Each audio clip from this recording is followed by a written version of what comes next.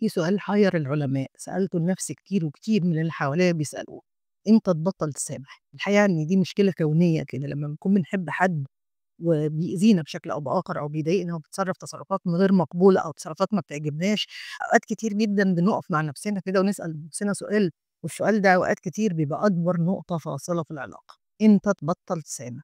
امتى تبطل تسامح حد بيأذيك او بيستهون بمشاعرك؟ الحقيقة ان المشكلة دي اعتقد انها واجهتنا كلنا، والحقيقة إن المفروض عشان تقدر تجاوب على السؤال ده لازم تنبه الشخص اللي بيأذيك.